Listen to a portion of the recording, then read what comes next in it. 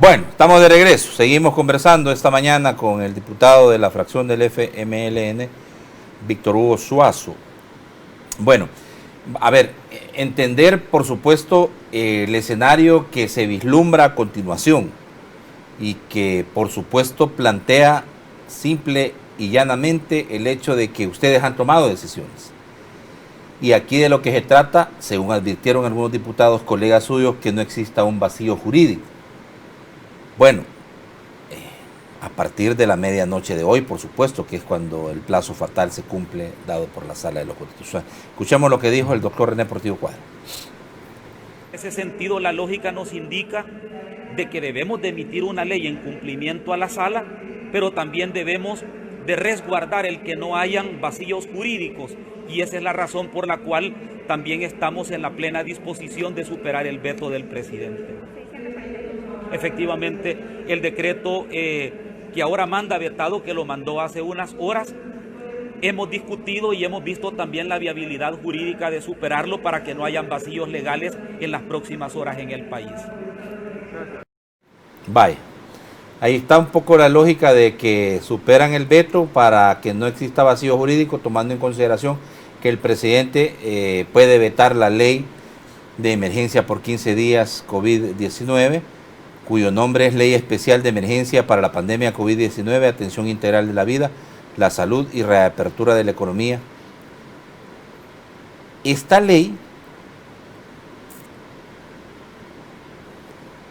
se construye a partir de los insumos que tenían, diputados. Esto hay que dejarlo claro, de los 6 días que pasaron reunidos, porque el presidente de la República con su equipo jurídico les mandó otra ley, que es la ley que usted dice, que esa ley ya no tenía implícito aplicar una nueva cuarentena, sino que solo una ley de emergencia que le permitiera al gobierno seguir haciendo compras para la emergencia sin aplicar la ley, la CAP. Correcto. Que tuviera esas posibilidades. Entonces, eran dos leyes. La ley que presenta el gobierno y les dice, no, nosotros ya solo necesitamos la ley de emergencia, pero para hacer las compras no lleva implícito que nos aprueben 15 días más de cuarentena. Y ustedes se fueron por el lado de la otra ley que ya tenía las bases sentadas porque habían pasado 6 días discutiendo. ¿Eso es así? Es así. El Ejecutivo mandó un proyecto de ley para que se declarara el estado de emergencia, pero para los únicos efectos de que se les dejara gastar fondos públicos sin ningún control y sin ninguna transparencia. Pero además, la petición hecha por el gobierno no cumplía con lo dispuesto en la Sala de lo Constitucional, que era dictámenes de médicos que presentaran todas las justificaciones técnicas requeridas. Pues que eso está dentro de la sentencia, entonces esa documentación tampoco fue presentada por el gobierno y por eso era importante también de que el gobierno asistiera a las reuniones, a las convocatorias hechas por el presidente de la Asamblea Legislativa, el diputado Mario Ponce. Ahora, se superó por un lado el veto presidencial del decreto 648 y posterior se aprobó una nueva ley que se tomó como base también el decreto 648, pero haciendo algunos cambios. ¿Qué cambios fueron? Por ejemplo, en el decreto 648, que se superó el veto, tenía un plazo para empezar ya a contar, digamos, el tiempo que se tomaba para las fases de reapertura económica, que es un plazo de 120 días, en el que por fases graduales se iba haciendo de manera ordenada la reapertura económica. Entonces, tenía el 8 de junio y esa fecha obviamente ya pasó, por lo tanto estaban desfasadas las fechas. En este nuevo decreto se toma en cuenta lo dispuesto en la Sala de lo Constitucional, quitando algunos elementos que fueron cuestionados y se cambiaban las fechas, se modificaba las fechas a modo que estuvieran actualizadas, ¿verdad? Y pudiera darse en el mismo plazo de 120 días que fue la propuesta hecha por el INCAE para que se dieran en esas 4 fases de reapertura económica gradual y ordenada. Entonces, ahora le damos al gobierno 2 herramientas y a la Sala de lo Constitucional que posteriormente ellos van a estudiar cuál es, tomando en cuenta también lo que haga en el futuro el presidente de la República, disponer de varios elementos para que después la Sala de lo Constitucional resuelva de manera favorable. Ahora el presidente se le ha devuelto el veto presidencial superado. Entonces él ahora tiene 3 días para enviar la controversia constitucional a la Sala de lo Constitucional y que ésta resuelva. Esperamos que la Sala de lo Constitucional resuelva inmediatamente. El presidente ya dijo, miren, eso a mí no me sirve porque los plazos ya están caducados, digamos, porque el 8 de junio ya pasó. Pero el presidente de la República no ha tomado en cuenta de que la Sala de lo Constitucional tiene la potestad, la facultad de modular los efectos de una sentencia. Es decir, puede el presidente de la República decir el 8 de junio ya pasó, pero la Sala de lo Constitucional perfectamente puede decir, bueno, sí, es cierto, el 8 de junio ya pasó, pero yo tengo la potestad de correr las fechas.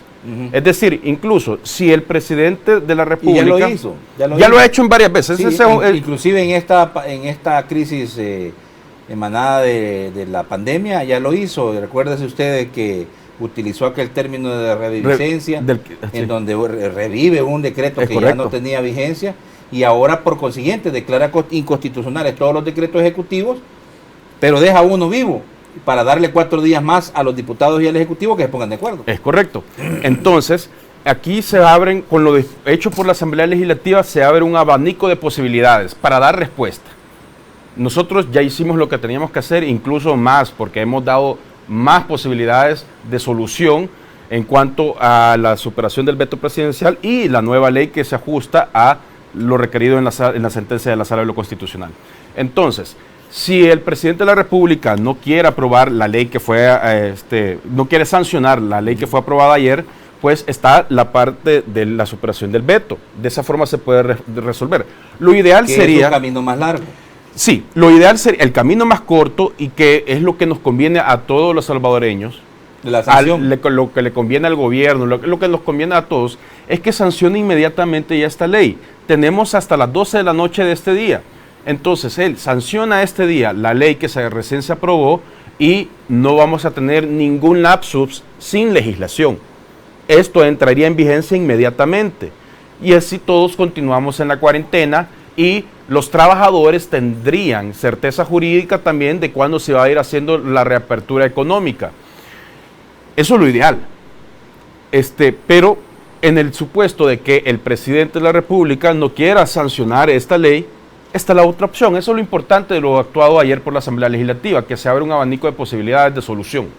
Entonces, si no quiere sancionar la ley, pues bueno, que envíe la controversia constitucional a la sala y la sala pues que resuelva inmediatamente y ellos pueden modular los efectos de su sentencia e incluso como la ley aprobada también se le envió a la Sala de lo Constitucional, aunque no la ha sancionado el presidente, pero como es producto también del cumplimiento de una sentencia, se le envía a la Sala de la Constitucional, es decir, la Asamblea Legislativa le dice a la Sala, bueno, yo ya cumplí, ya hice mi parte, aquí está lo que yo trabajé.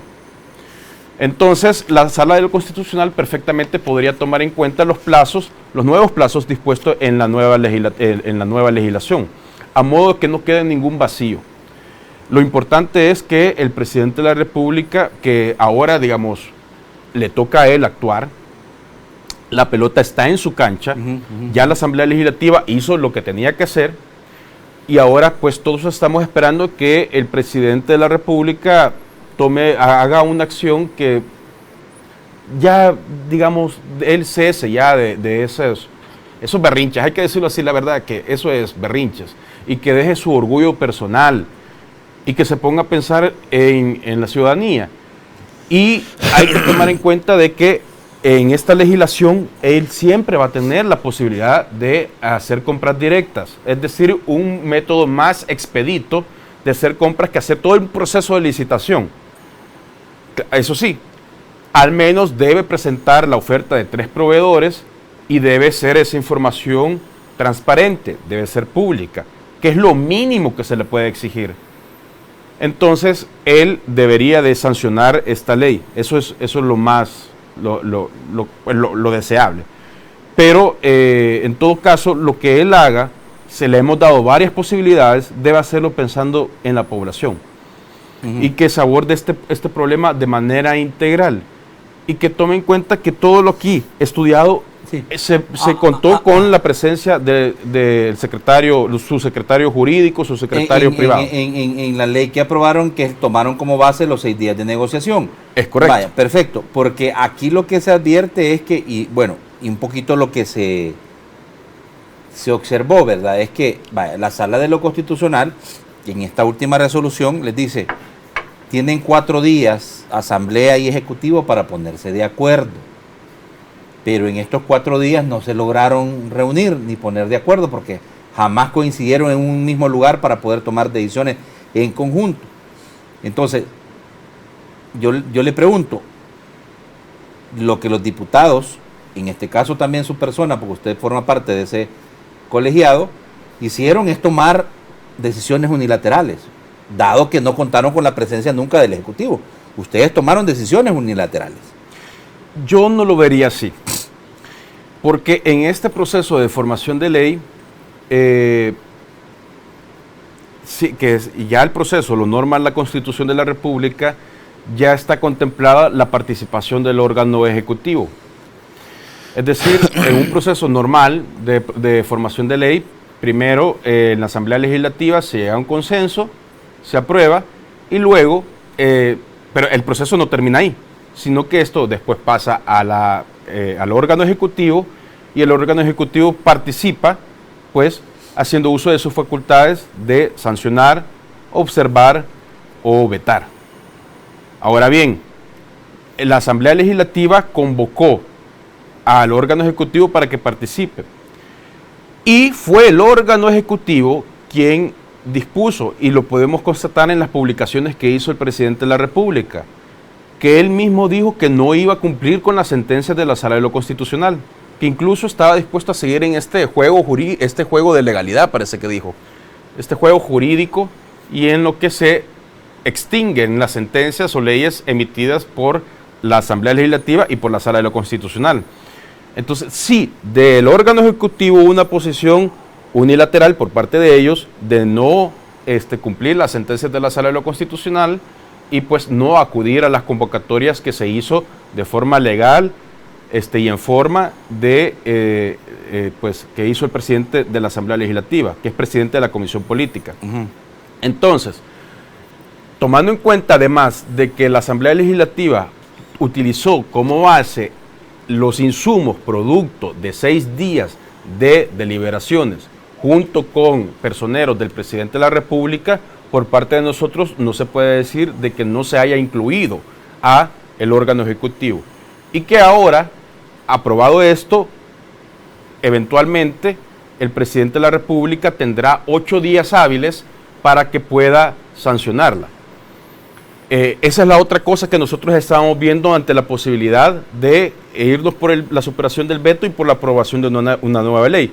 En la superación del veto, los plazos son más cortos, porque el presidente tiene 3 días para enviarla a la Sala de lo Constitucional. Y en la aprobación de la ley, él tiene 8 días hábiles para pues, sancionarla, vetarla u observarla. Entonces nosotros ante esa posibilidad, en esa diferencia de plazos, pues dijimos que era conveniente, aparte que debíamos de tomar una decisión en cuanto al veto presidencial.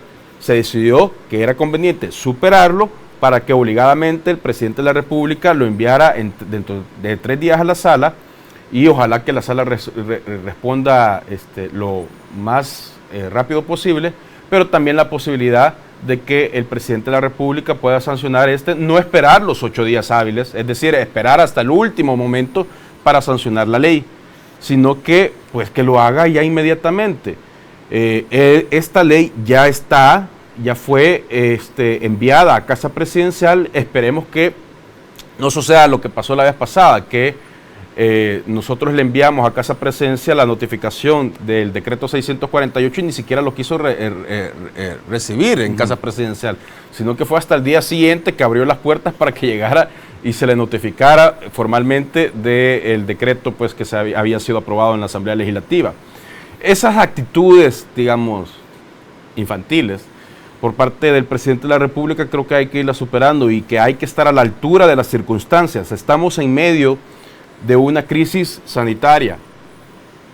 Y producto de estas acciones del presidente de la República, también hemos caído en una crisis democrática, en una crisis constitucional, porque hay un punto, José, que es importante destacar.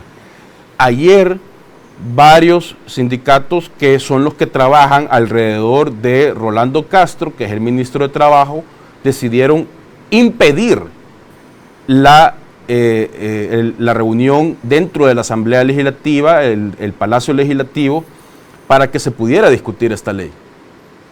Eso, pues, ya incluso la Fiscalía General de la República giró instrucciones, directrices a la policía para que realizara las capturas de estas personas que impedían que un órgano de Estado ejerciera sus funciones.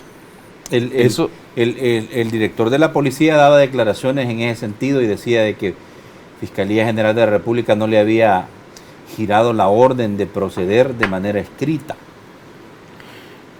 Entonces, ¿a quién le creemos? Pues yo creo... ¿Al director o al fiscal?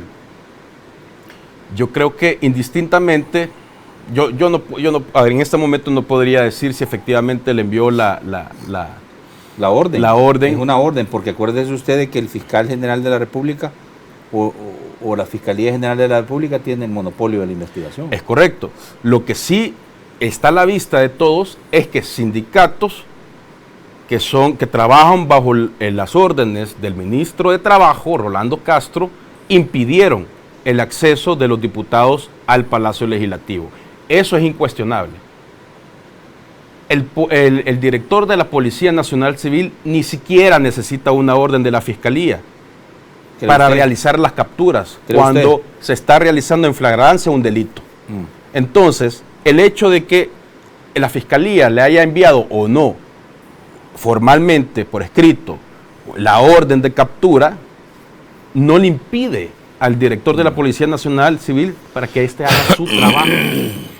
Entonces, creo que el director de la Policía Nacional Civil tendría que responder en un futuro de, pues, por qué él omite a ejercer sus funciones de ley. Perfecto. Bueno, vamos a hacer, diputado, la última pausa. Quisiera que en las conclusiones de la plática que hemos tenido esta mañana analicemos algunos elementos que se han desprendido de las decisiones que ustedes han tomado en las últimas horas. Y quiero, porque creo que esto es materia de preocupación de distintos sectores del país, sobre todo aquellos que directamente han sido afectados por la pandemia, por el cierre de la economía, por el cierre de las empresas, por el cierre de sus negocios. Y es ¿qué es lo que incluye esa ley que aprobaron sobre el tema de los pagos a servicios básicos, acreedores en el sistema financiero? Que usted nos explique, porque entiendo lleva un componente de eso, ¿verdad? Es correcto. Ya regresamos.